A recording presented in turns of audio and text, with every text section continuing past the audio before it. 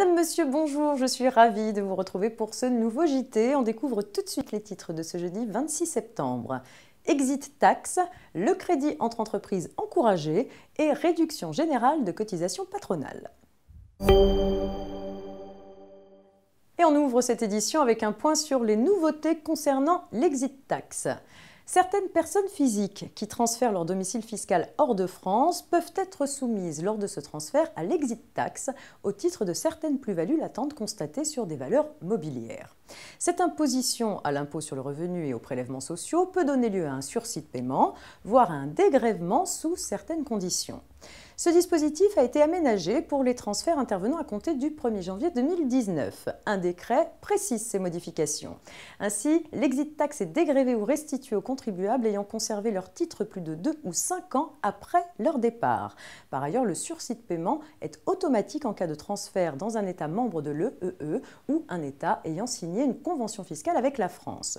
Dans les autres cas, pour les transferts intervenant à compter du 22 novembre 2019, une demande de sursis de paiement doit être déposée au moins 90 jours avant le transfert.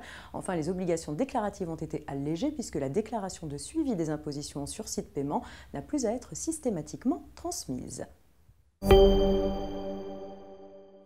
On poursuit avec le crédit entre entreprises qui est encouragé.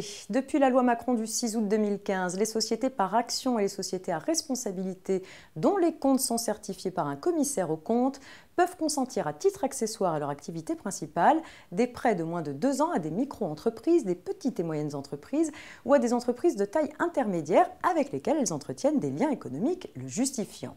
Pour autant, cette possibilité ne connaît que peu de succès. La loi Pacte a souhaité encourager ce type de prêt. C'est la raison pour laquelle, depuis le 24 mai 2019, toutes les sociétés commerciales dont les comptes sont certifiés par un commissaire aux comptes peuvent en consentir. En outre, la durée maximale de ces prêts est passée de 2 à 3 ans. La réduction générale de cotisations patronales sur les rémunérations inférieures ou égales à 1,6 SMIC sur l'année est étendue aux contributions patronales d'assurance chômage à compter du 1er octobre 2019. Pour les périodes d'emploi à partir d'octobre 2019, les employeurs qui sont concernés par cette extension devront utiliser les CTP 668 et 669 dans la DSN à la place des CTP 671 et 801 utilisés sur le début 2019. Les CTP 671 et 801 sont maintenus uniquement pour les populations éligibles à la réduction générale, pour lesquelles l'URSSAF ne recouvre pas les cotisations d'assurance chômage, comme par exemple les intermittents du spectacle. Pour les contrats spécifiques comme l'apprentissage et certains employeurs qui par exception ont appliqué la réduction à l'assurance chômage dès le 1er janvier 2019, la question de l'extension au 1er octobre 2019 ne se pose évidemment pas. C'est la fin de cette édition, très bonne journée et à demain.